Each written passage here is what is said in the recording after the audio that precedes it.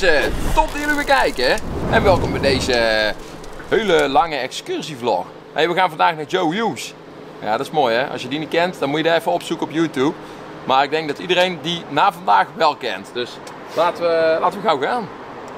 Ja hoor. We lagen gewoon flink aan toeteren. Ik zou het doen. Zijn er? Kijk daar dan.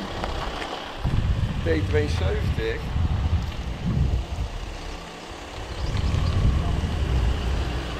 Yeah, sorry, I forgot you were here this morning. We've been. Hi there. How you doing? Hi, All right? How you Tom. doing? Hi. Oh, where did you stay last night then? Harborough. Close by, where's the village? Husband's Bosworth. Oh right, okay, up there. Yeah. Yeah. Sugarloaf. Oh, you went to Sugarloaf? Yeah. We had burgers there. Okay in there. Yeah, no, not bad. Not the best. Everything's everywhere, and yeah, I normally try, but it's a bit. Well, we need to have a clear up, but yeah. His wife chicken is like, he'll take the cash. So you can raffle it again then? Yeah, probably, yeah. To Belgium and fill it up. You can bring it back to the Netherlands. And that's fine. Yeah, but you cannot take the fuel out and fill all of vehicles. Yeah, I mean, the interior has took quite a bashing. Yeah, well, we've seen a lot of these. It was not M60 at bike. You know them, yeah. I've never been, but they've got some interesting things there, haven't they? Yeah, well, they also had vehicles cut like this. Yeah. And then they had the issues that they were all cut in the same position where the wiring harness is. So the wiring harness on all the vehicles was messed up. Yeah. And you can't get any Replacements. Yeah, because they're all Good cut. thing about the M60, the dashboard is down there. Yeah. The only wiring that's really been affected is there's a couple of cables. One's for the intercom and the headlights, and it comes across here. Yeah. And of course, it's gone through That's that. not too bad. Which is, as far as things go, that's all right. We can deal with that. But no, the main electrics, fortunately, are all right. Eaton. But this side of the engine, perfect. And this one's Yeah. But it's quite strange because this is the injection pump, and you've got two 6-cylinder rotaries bolted together with a rack joining them. Indeed. But they're like individual fuel pumps. So And it's like for a six in line, so that just doubled it. So I don't know whether, I'm not sure, but whether the fueling could be slightly adrift on this one, and it might maybe over fueling. Could it cause it to get hot and blow a hole in the piston? I don't know. But this side runs lovely. Sure.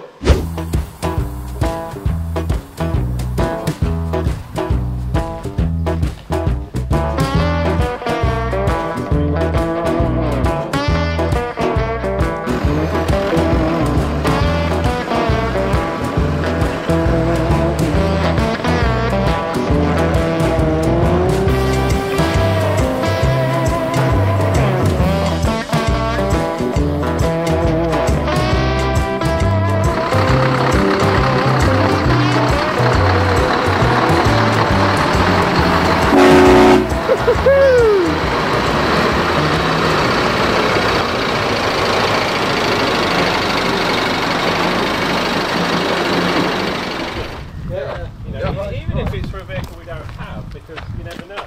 you can trade. Somebody on the wants to trade. Yeah. You've not been down here yet. No.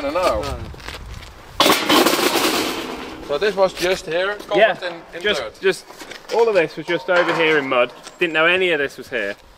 And it's a water system. So the rainwater off the roof of the house was collected, put in here, and then they'd use this water to wash clothes. Even though they got a well, which is just, there's a well there, for that.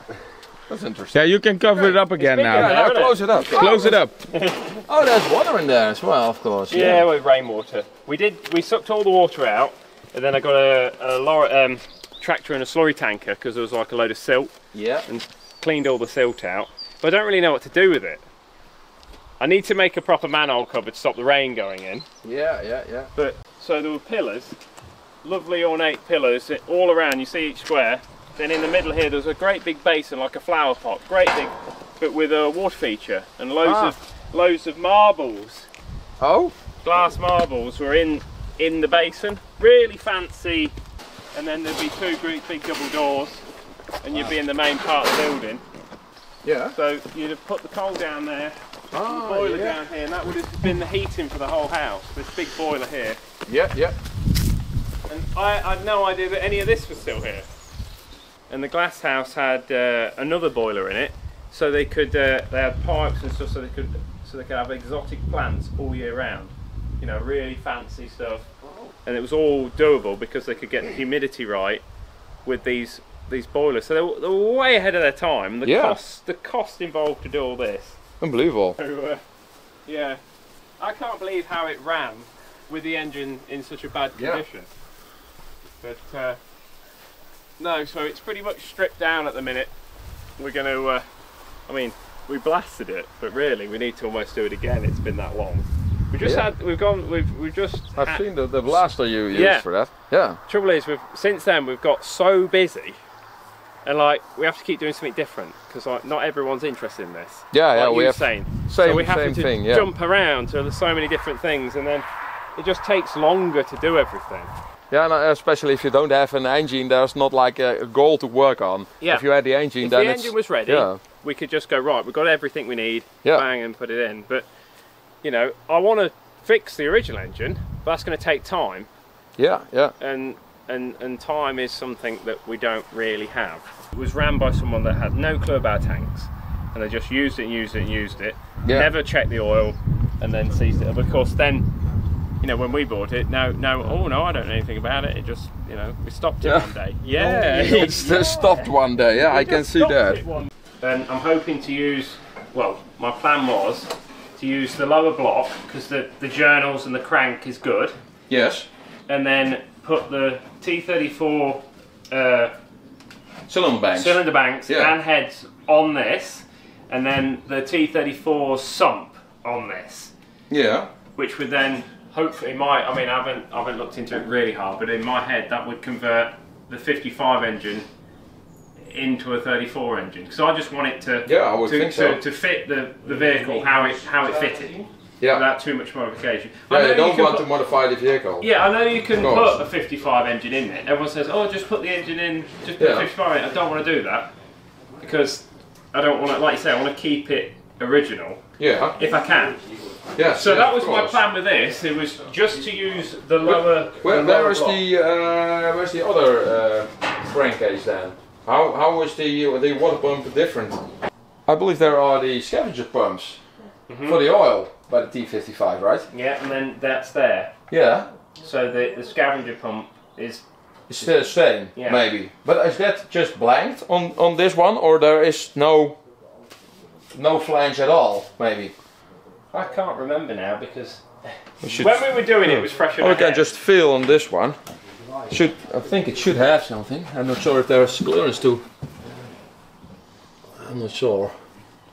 There is something. There's like an adjustment screw for oil pressure or something.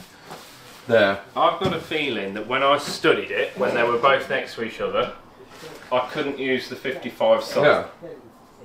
Because I know what you're saying. If there was a banking plate, you could just take that off, swap the gears and the pieces round. Yes. I've got a feeling it wasn't as simple as that. Well, yeah, I've seen the video of course. Yeah. It's still running. Ah, no way. It would be. Wouldn't it possible to have the maybe it's that way to go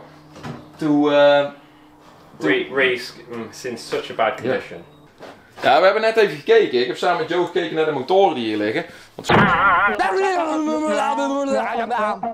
We stonden net bij de T34 en het probleem is hij heeft er geen motor voor. Ik was altijd in de veronderstelling dat de T34 en de T55 motor hetzelfde zijn, maar dat is dus niet. Nou, het verschil is eigenlijk dit. Hier hebben we eigenlijk een onderblok liggen. Het is niet alleen een karter, het is echt een onderblok. Er zitten ook de lagers van de krukas, die worden ook ondersteund. Het zijn eigenlijk de lage schalen als het ware. Die zitten deels in dit onderblok. En je ziet de waterpomp die zit daar. Nou, dat kan bij T34 niet, want daar staat de radiateur. Dus dit blok past er sowieso niet één op één in. Nou, wat is dan het grote verschil? Kijk, hier zien we het, eigenlijk het onderblok van de T34. En daar zit de waterpomp zit aan de onderkant. Nou, dus dan zou je zeggen van je wisselt gewoon even die onderkant van die blokken om. Maar dat kan natuurlijk niet, want dat is een paar met de bovenkant. Want je hebt aan de ene kant heb je zeg maar waar het bovenkant van de lager is verspaand. En in deze zit eigenlijk de onderkant. En dat wordt in één opspanning gemaakt. Dus die wordt in één keer geboord, zodat die precies goed zijn. Als je nou zeg maar dit karter onder een ander blok zou zitten, dan kan het best dat die helemaal niet meer overeenkomen. Of dat één zo is. Dus dan pas je lagers gewoon helemaal niet. Dus dat kan niet.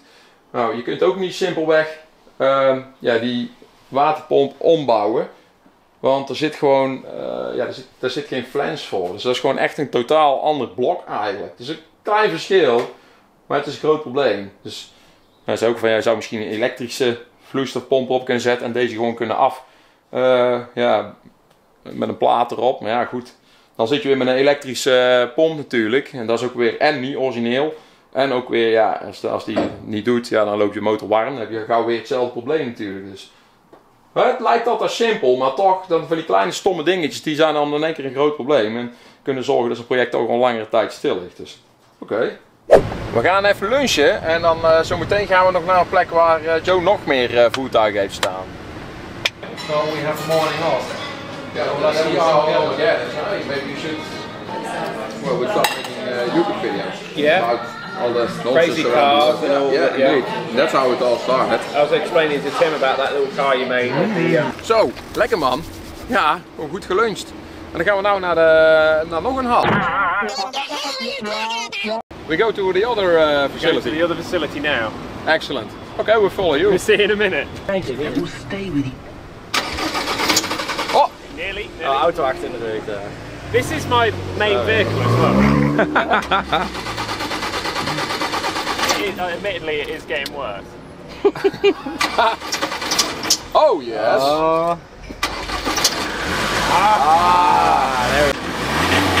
There it will go. Yeah. I think it's got electric. I've had it for years.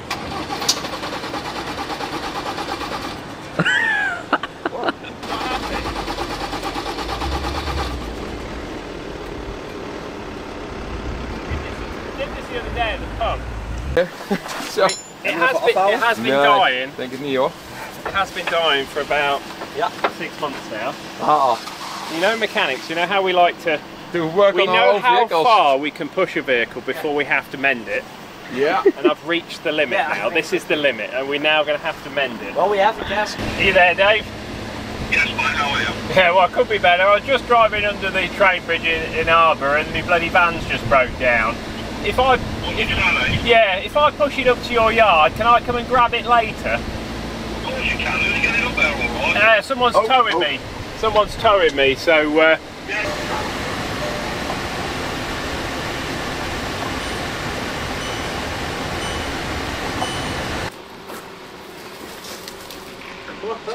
Wat staat hij dan? Papinnetjes. I did nearly get in the driver's side again. It's sort of good because I usually don't leave vehicles outside, normally everything inside, and then nobody would know there's tanks here. Yeah. That. Yeah, there it is. Trek hem erop. Oh yeah. Now that's up to you, Joe. Hey, I can put some stickers on there. Oh, thank you. Well, show going on the combine now. Oh yeah. Power. That's more valuable now. I like it. Yeah. £500 all working. Deb? Yeah. Oh, you're over there. You're all right.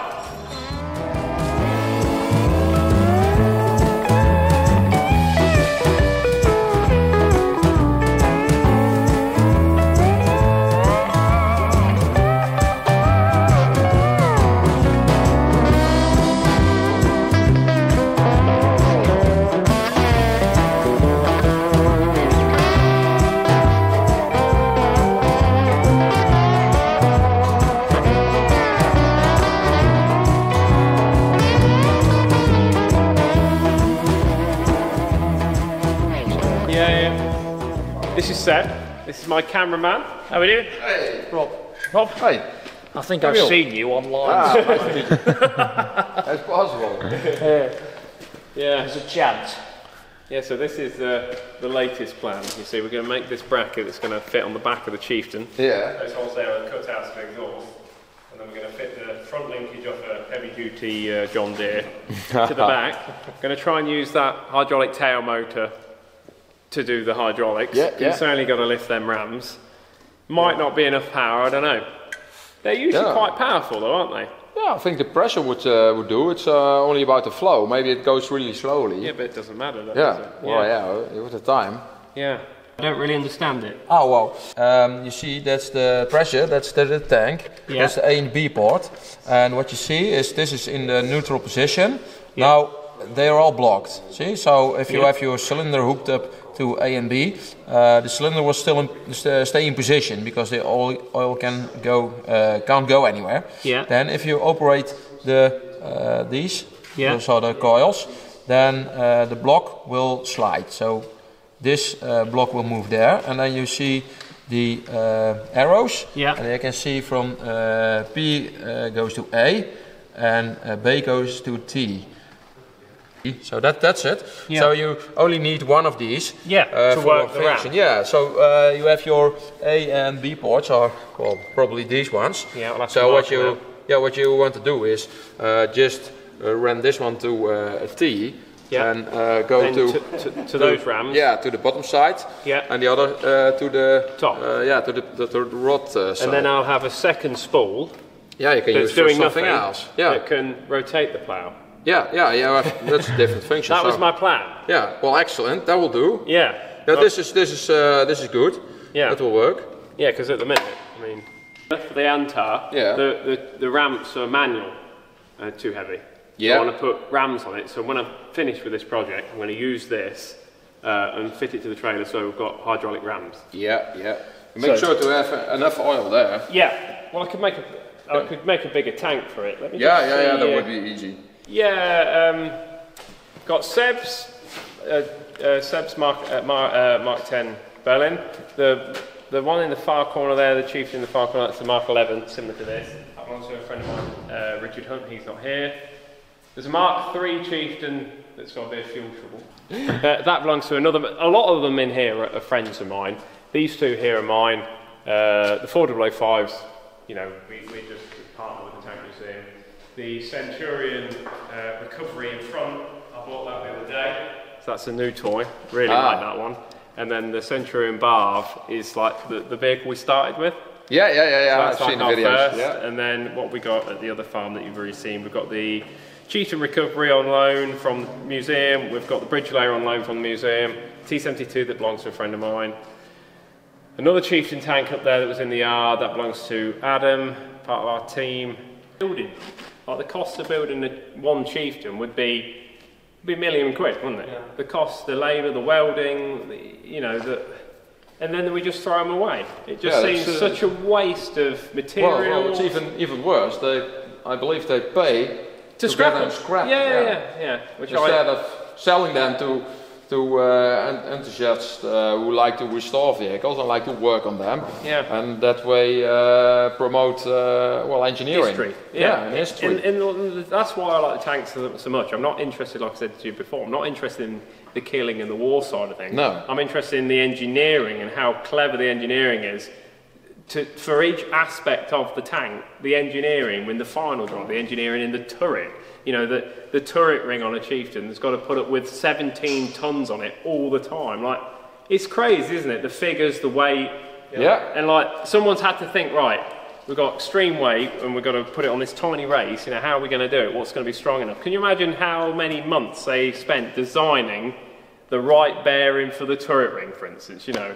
It's all of that that's just, there's so much goes into one of these that people just would never comprehend. Yeah, indeed, and they're really massive from the outside, but from the inside it's really compact. Yeah, compact and well thought of. Yeah, like the engines. I don't think we've not got any engines here, have we? That are out. Everything's in and working at the minute, which is which isn't normal. Usually we've got an engine out, but like you say, it's that even in the engineering, especially with the Chieftains, although that they call them a bad engine, like it's so compact. Like the physical engine isn't big at all. You know, it's tall, but it's not wide. You know. No. And the power that they got out of it for the time is still impressive, even to this day. You know, they're underpowered compared to a Challenger, but you know, Yeah, wouldn't yeah, actually run without to it. flush the cylinders. Yeah, yeah, but the sound, we'll start one up in a bit, but Yeah, high my RPMs. favourites, one of my favourites. Well, they sound high, but they're not actually revving as high as you think. Ah, So if you look at the armour on that, that's a Mark III. So that the turret. Yeah. Look at the shape of the armour on that one, and then Yes. look at the shape of the armour on that. yeah, there's put additional. Yeah. So the additional armour on this is what they call a Stillbrew package, which is, you know, supposedly secret, but what it is basically layers and layers of rubber and Teflon and all sorts of things.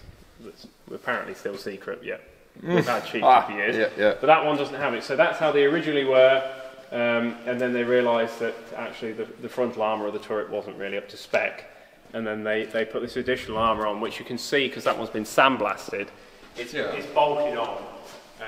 It's bolted on in sections.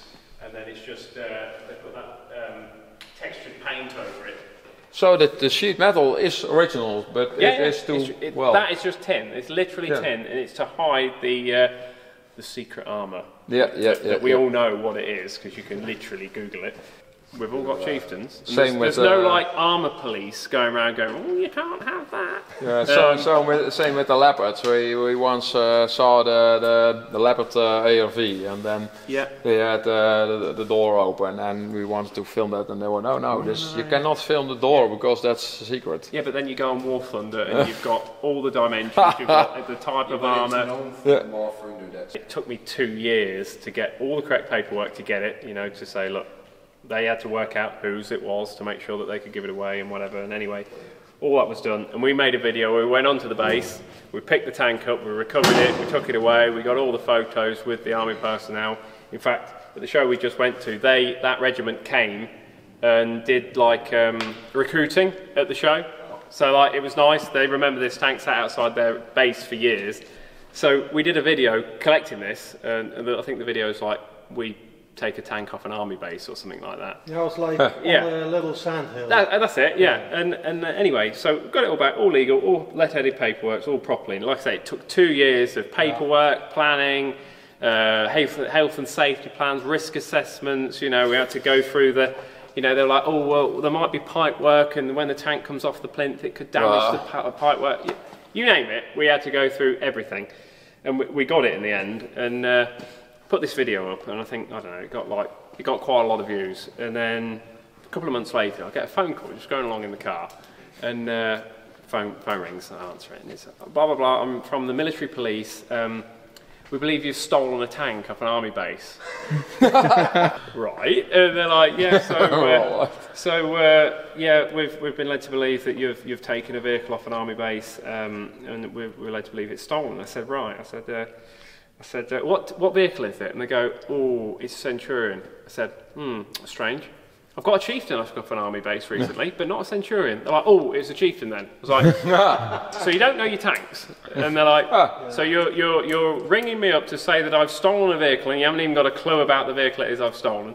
They're like, oh, well, yeah, well, anyway, where is it? One thing and another. I said, well, you've got to prove that I've stolen it before you tell me where before I have to tell you where it is. I said, the vehicle's safe, thank you very much. They said, well, you know, the vehicle's stolen, blah, blah, blah, blah, blah. And I said, well, hang on a minute, you're the military police? And they said, yes. And I said, well, what are you in charge of? And they said, military assets only. I said, right. Are you familiar with the Merlin Archive? And that's basically a government website where you can put the registration of any British vehicle into it, and it will tell you the status, where it was overhauled, when it was built, when it was cast, what regiment it served with, and most importantly, if it was sold off to the auctions or private sales. I said, oh, you must have heard of the Merlin Archive. What? I said, you know, the database that tells you the status of the vehicle. Well, they're like, no. I said, oh, so you're telling me that you've rang me to tell me I've stolen a vehicle, you haven't done any checks to see if the vehicle actually belongs to the army? And they're like, oh, we've never heard of it. And I said, well, I suggest you go on the website, put the details in. I said, I'll even give you the registration, you know, type it in, tell me what it says.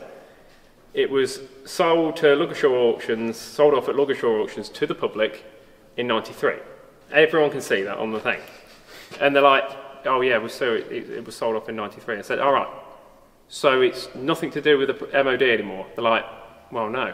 So this conversation is pointless then, isn't it? Because you're only in charge of MOD property. They're like, yeah.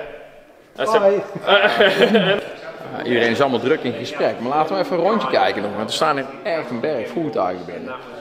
Maar echt ruik ook wel, hè, deze Chieftains. Moeten wij toch ook zo'n keer zo een hebben dan? You've got fuel tanks along this side, both sides, yeah. and then you've got your inspection hatches. So you can actually open it up. You open that up, and then you've got access to the bag. And what you actually have, people think that there's a fuel filling point there, and there's one there, and then there's two the other side. They think that they're individual fuel tanks. Yeah. They're not. They are linked. There's a baffle, but there's a hole in the baffle. So you can fill so when one you go and you up fill it up. a hill, all the fuel out of there will go into that one, and when you go down the hill, the fuel out of that one will go into that, and they all trickle down. And then under the engine, there's two what we call collection tanks. Yeah. And all the fuel is actually. That's what feeds the fuel pump. So no matter what the tank's doing, the fuel is there. It's always got 40 litres in the lower fuel tanks. Well, excellent. And the pumps are down there, so you never. It's a good design. You never lose fuel pressure. Yeah. So these are just gravity feeding all the time as you're using it out the little tanks. Yeah, you can just fill this one up and the other one also. They all go into the level. same place. Yeah. We had this in the B&P as well. And that's excellent because you actually know where the fuel is. Yeah. But the stupid thing on the 55, it has this selector valve. Yeah. And then you have all different kinds. That has that. It's ridiculous. Yeah, that has it. It can change from left fuel tank, front fuel tank, rear fuel tank. And then we had flushed one of the tanks and we were like, okay, we are going to use this tank for driving and don't use the other tanks at all. Yeah. And then in the end, still, rubbish come into the tank and I don't know where it came from, but in the end, what I did is I undone the fuel lines there and connected only one. Yeah. And now we know for sure that this is the tank running that one. It's running on that one. I did exactly the same on that. Yeah, that's. Yeah, you just need to isolate the problems because, like I say, we're not going to war. No. We don't need to carry 1,000 litres of fuel. We only need to probably run 200 litres of fuel. Yeah. You know, we don't want to put too much fuel in them because then if someone stole it, they won't get very far down the road, would they? Ja, dit was het last event. Ja, het is geweldig, we leren allemaal een boel dingen bij. Joe vertelt me net over een probleem wat je hebt bij de Chieftains. En dat is als je hier even bovenop filmt. Hier zo. Wat je ziet is eigenlijk gelijk de bovenkant van de brandstoftank. Hier wordt die nou langs kunnen vullen. En daar heb je eigenlijk inspectieluikjes. En de brandstoftank is geen blikken tank net als bij de T55. Maar die zit dus echt hier in het panzer. En er zit een soort van zak zit er eigenlijk in. Een soort van rubberen zak. En daar zit de brandstof in. Je hebt aan allebei de kanten heb je een brandstoftank. En dan zit er eigenlijk nog een primaire brandstoftank. Die zit daar beneden. En deze tanks lopen daarin over. Nou, die zijn met elkaar verbonden. Dus die level ook gewoon. Dus je kunt langs deze kant alles vullen. Dan vervolgens zit daar onderin een elektrische opvoerpomp eigenlijk. Die dus de brandstof naar de injectiepomp wegpompt. En een probleem wat je hebt is dat hier dit randje, daar blijft water achter staan. Dus dan kan op een gegeven moment dat vullen met water. Dan staat het water daar tegen de ontluchting van de tank en ook bij de tankdop en dan kan het naar binnen lopen. Water is zwaarder dan diesel natuurlijk. Dus dat zakt helemaal naar beneden.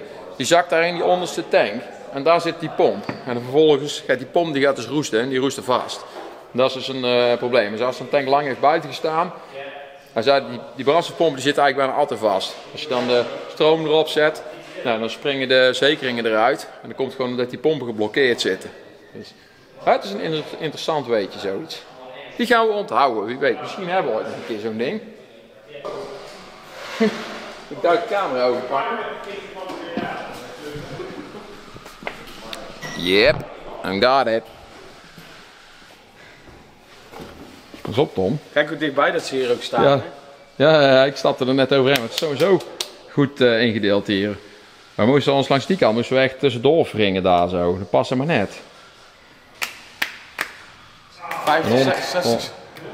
Wat, 155 of zo millimeter? Boring dan? Ja. Ik weet het niet precies. Ik ben nooit zo into de precieze kenmerken van de kanon zelf. Ik wil daar binnen kijken. Het is een grote schuur die erop staat. Hier. Kijk nou toch, niet normaal, wat een ruimte hier. Hier joh.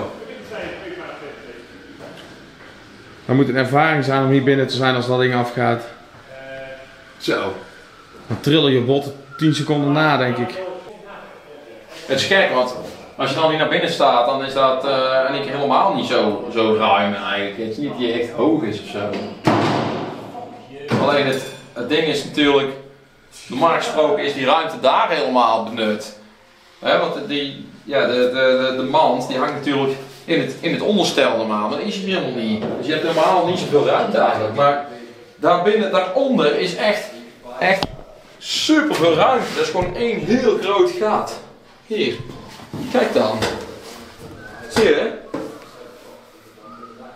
Dat is echt gewoon ruimte waar je niks mee doet. Because there were no gun computer. Yeah, I was like the inside is pretty cramped. Yeah. That's because you don't use the space in the You don't undercarriage. use any of the fighting compartment. No, the actual fighting compartment in this is irrelevant. You know, you're not in there. And the other thing, you notice that the turret floor at the back has those holes in. You'd be thinking, well, why has it got them? For the ventilation, for the smoke, probably, maybe. No. No? Look at how this is a Mark III Centurion hull. The way it is designed is it sucks air through those vents, through those decks there. Yeah. Sucks the air through there. Then the fans draw it down the side of the engine and through the radiators and blows the hot air out the back here. So it sucks out through there. So when they put this turret on and the bustle overhung the back of the deck, it actually suffocated the engine. And they realised when they were testing, like, oh, it's the engine's getting hot and cooking it. So they had to come up with a way of getting more ventilation to the actual main engine. And it still runs hot because it's a prototype. So what we tend to do, if it's a particularly hot day and we're doing a display, we'll actually lift that deck up and trap a piece of wood under it. You know, so the engine's got more airflow, and we always make sure that we have every hatch open in the turret, like So it gets yeah, and then what you find is when you're in the turret, it's like a vortex. It's like sucking air, all the dust, all everything, and through the engine. But the other thing that we had a big trouble with when we were doing it is the Traverse gearbox that would have been down there. Was all gone. Missing. It was just an empty shell. And that is actually a Traverse gearbox off a standard Centurion turret. But we've actually changed the gearbox.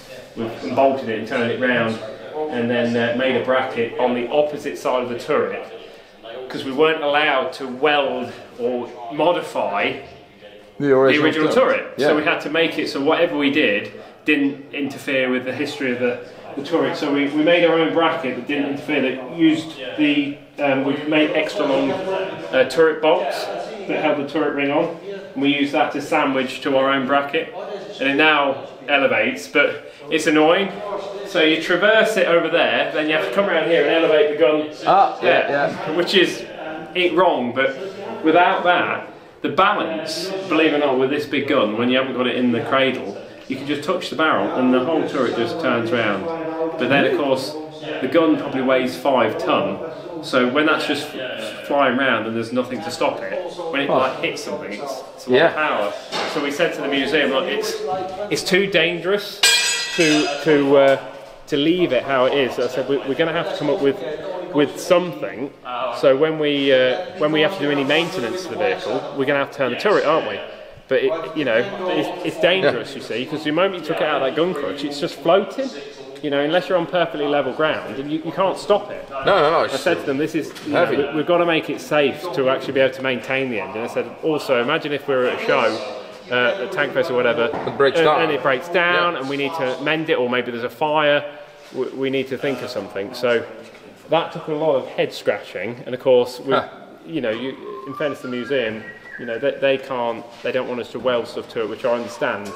So it was like it wasn't perfect, because it would have been nice to have had it the right side. Yeah. But it still works fine, and it just made it a lot safer. And it's something you wouldn't think about, would you? You think, oh, that wouldn't even be an issue. But that was one of like the major issues we had. But no, the actual vehicle itself, you know, the hull. You know, we've done a few Centurions now that they're a good vehicle to work on. Like, you know, your Russian vehicles, we know our Cents, you know, and like we like them. So when people say like, was it a difficult project? It wasn't. You know, we know what we're doing. Yeah. And actually, this turret is so basic.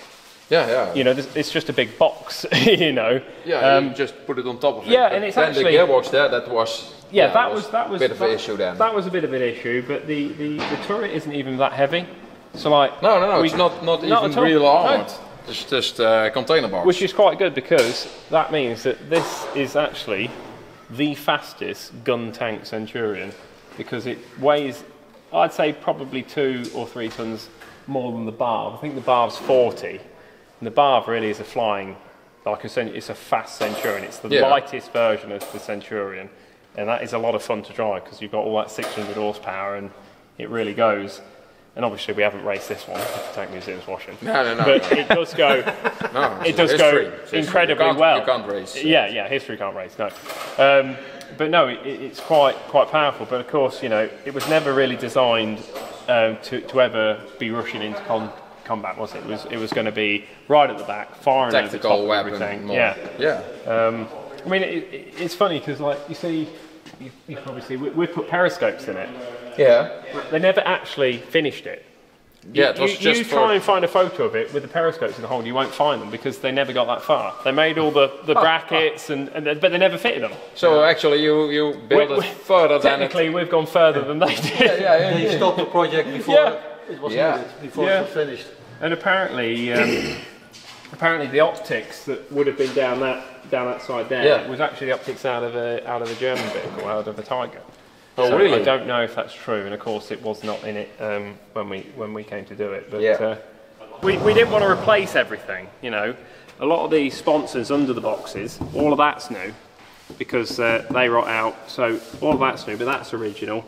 We tried to save as much as we possibly could. But this is all dinosaur there that someone gave. Yeah, but all of this was all remanufactured from the blueprints that they still had at the Tank Museum by Adrian Bell. He re-engineered all that, and like it is absolutely. When he put it on, I was like, "Oh, do you think it'll be? Do you think we'll have to cut it and change it?" He's like, "Oh no, it will be spot on." And he put it on, welded it all on, and not going to lie, we didn't have to do any adjusting. He tacked it, put it on, and it was perfect. Well, that was an argument we had. We said, well, should we really have made it out of... Hey, is that a fuel pump as well? Is it a priming fuel pump or oil? I put electric fuel pump on it just to prime them. Because Cents, when you park them, they only have 2 little mechanical fuel pumps on the side of the engine. And they're a bit weak. And of course, the fuel evaporates in the carbs quite quickly. Yeah, so you have to crank it a lot. So really, what you have to do when you've parked it for a couple of weeks is go into the engine bay, open all the decks, prime it before you start it. Yeah. Whereas with the electric fuel pump, you just get in, click it on for a few seconds, let the pressure build up, and then usually you should start to load up. So that's how a Cent should start.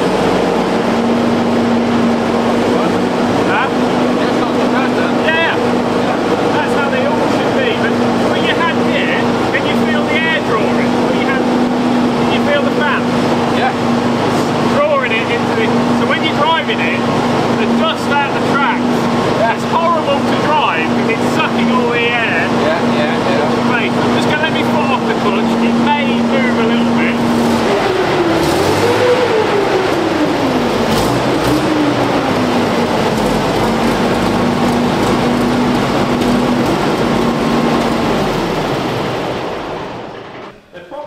No smoke. Centurions, as we know, are petrol, which is pretty dangerous. And on the Centurions, what they tended to do was down the side of the engines, you had great big fuel tanks right next to the hot glowing exhaust manifold. Not a great idea, is it? Yeah. And what they did was they put asbestos lagging around that branch manifold. To try and stop the heat evaporating the petrol. And of course, asbestos is bad, and when we came to restore this, one of the requirements with the Tank Museum was that no asbestos was to be left in the vehicle. Oh. So that all had to get removed, which is fine, but then there's no protection against the fuel tanks. Yeah. And I said, I'm not going to drive the vehicle with the engine bay fuel tanks. It's not safe. So we redesigned the fuel tank and put actually at the front here. Yes. It's supposed to have a fuel tank at the front on some Mark III Sense. So we've got the petrol away from the engine and the fire, and we've got taps on it so you can isolate the fuel. So if there was a fire, you can quickly get in the back, isolate the fuel. It's just a bit safer. Yeah. Because you don't think about that with the diesel ones, but of course if you have a fuel leak in a petrol and a little spark from a manifold or whatever, it's game over before you've got time to do anything about it, and it's something that people forget about.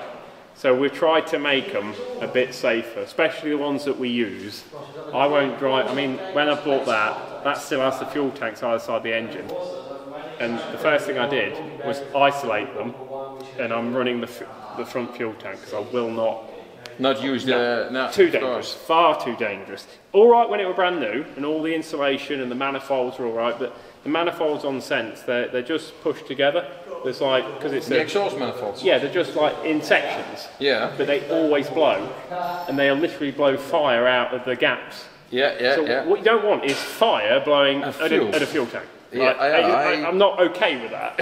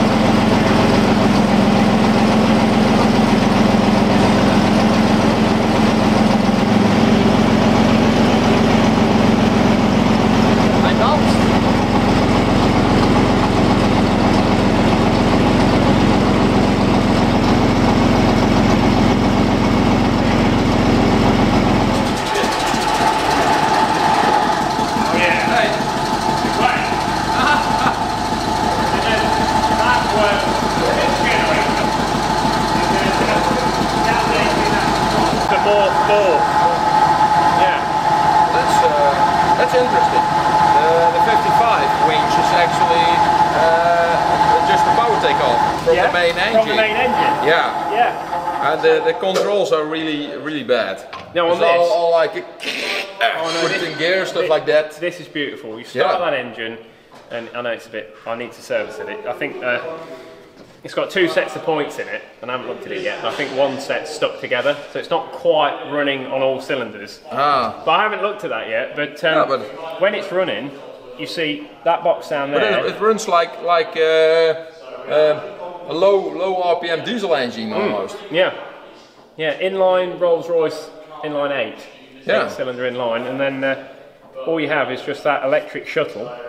And it's just so smooth. You just push that shuttle to say winch out. Yeah. And it just nice and gently just starts paying out, and then you rev it up, the more power it gets. Yeah. There's a free spool, so you can pull the first lever, and then you can pull the cable out by hand, or you could back up to the stranded vehicle, connect it, pull the free spool up, and then drive as far as you like. Put the free spool back down, drop your anchor blade in the ground, and then as you start pulling, the anchor blade goes down, it sort of reverses over it, and then it really has got some... They're a brilliant winching vehicle. But then, I've been told that the UK tanks does have the T machine in it. A BV, yeah. So does it have it? This hasn't got it in at the minute, but it has got the plug. Yeah. I'll show you. I want to see that. One over there with the BV. I will do a little bit of explanation about the winch mechanism. Yeah. Dit is wel interessant. Hij heeft dus hier een extra motor. En dat is voor de lier, maar die drijft niet direct de lier aan. Die drijft eigenlijk een generator aan en de lier zelf is elektrisch. Dus je kunt die motor starten en dan zit vervolgens hier die hendel. En daarmee kan je dan eigenlijk het lierwerk mee bedienen, zie je dat? Kijk, je kunt hier dus ook zien het amperage, wat hij trekt. Dus je hebt ook zelfs nog eens een goed idee van hoeveel kracht je er eigenlijk op aan het zetten bent. Verder heb je daar een hendel, dan kun je de lier ook gewoon helemaal vrij zetten. Dus kun je gewoon een kabel eruit trekken eigenlijk. Dus kun je hem vastmaken aan het voertuig waar je los wilt trekken. Kun je gewoon wegrijden met dit voertuig. Dan het blad in de grond zetten. En dan vervolgens met deze motor, dus hoeft de grote motor niet eens te draaien eigenlijk. Maar dan kun je dus gewoon lieren. Dat werkt wel... Dat werkt denk ik een stuk prettiger als die T55, waar je allemaal van die krakende hendels in versnelling moet zetten en zo. Dat werkt, maar dit werkt wel een stukje prettiger denk ik. Tanks, you reckon you can fit an entire fire extinguisher down it? That's like a full-size fire. Not many tanks you can do that with, can you?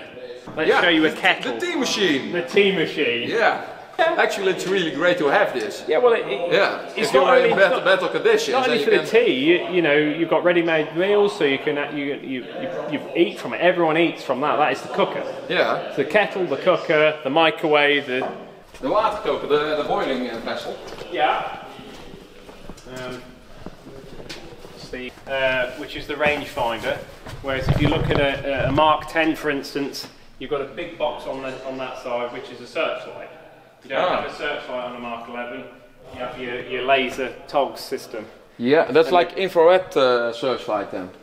Well, it is on that. That's just like a giant ball. Oh, yeah. Yeah, that is just literally a searchlight, a spotlight. But this is a nice example of a Chieftain. This is probably one of the nicest examples of the interior of one you'll find. It should be on this side somewhere, right? So, oh. That's it. Yeah. He's found it. Yeah, I was thinking this is like oh, you can actually take it out. Yeah, you can. Yeah. Yeah, and also it should be. I was thinking it should be in a location where everybody could reach it as well. Yeah. So basically, where you're sat, you're in the loader's position. Yeah. It would be the loader's job primarily to sort the. He would be like the catering person for the rest of the crew. It's preparing the tea. Yeah. The loader had quite an important role, and that was keeping, you know, he could lean under the gun and pass the driver a cup of tea, and his ration pack, and keep the commander and the gunner fed and watered. Yeah. Even the Foden, you know, the Foden crane at mine, that has a BV in it. It still has the BV in it, and I use it, and it shows, and I think, oh, I could just do it with a cup of tea, you know, in the morning after a night on the old beer, you'd get out and you think, oh, I'll get in the Foden, put the kettle on, have a cup of tea. Ja, dit is hem, de waterkoker. Het is echt een koffertje en hij zit vast met een strap hier. Dit is volgens mij waar dat dan het hete water eruit komt. Het rode ding, daar is waar de stekker gaat, de 24 volt stekker. Dus het werkt gewoon op 24 volt. Het is gewoon, ze hebben gewoon een waterkoker bij. Oh, maar ik dacht echt, het is echt geïntegreerd ergens bij in. Maar het is echt een apart apparaatje wel ook.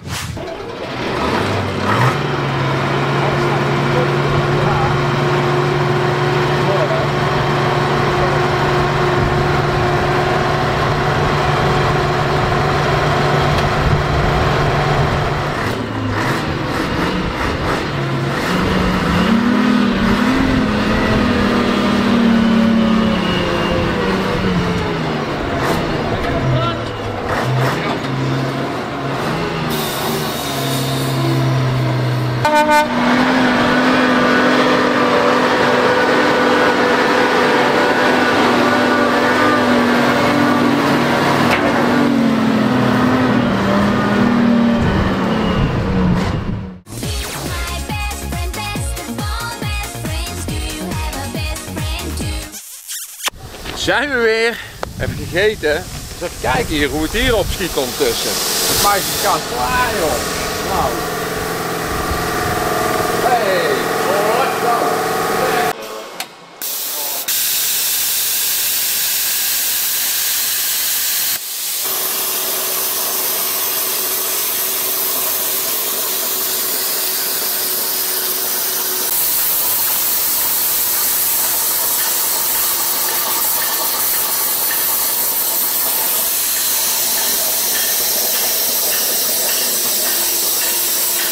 Zo, kijk, de platen zijn uitgesneden en dan gaan we even de randjes schoonmaken. Hier waar er gelast wordt, maken we hem helemaal schoon, halen we de wals uit eraan.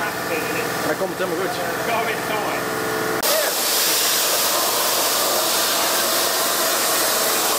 Ja, de schuif wel een beetje. Hoe heet is hij? Warm, echt warm. Ik kan wel pakken. Hier. Ja.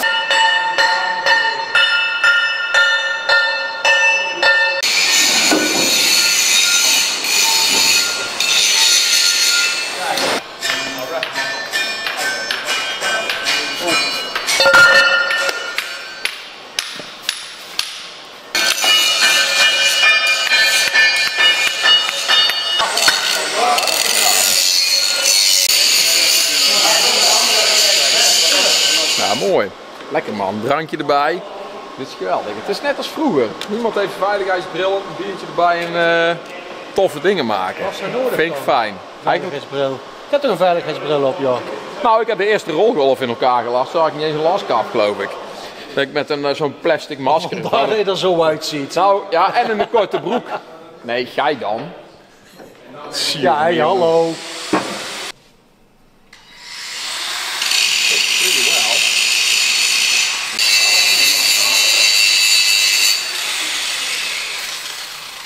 I made a little mistake there. So the arrow should be there, and this one is flirt. Yeah. And that returns it back to the kind of verse like this. And there's a spring. Just be careful, that bit of wood falls out, it's going to come at you. Ah, brilliant. Concentrating really hard to make up for it. And it comes off, we'll put packers in. Yeah, yeah. And then so it's you have having some clearance. It's having 90 degree gussets either side that will stop it pulling in. Yeah. So if anything, at the maximum, it might pull a mil at the top out, but it won't pull in. Yeah, not enough. So it'll only get easier to put on. It won't get harder to put on. Doing a bit of mansplaining. That's the plan. No, I've got no idea. Yeah, He makes it up as he goes along. It's like, Yeah, we'll get this one in first.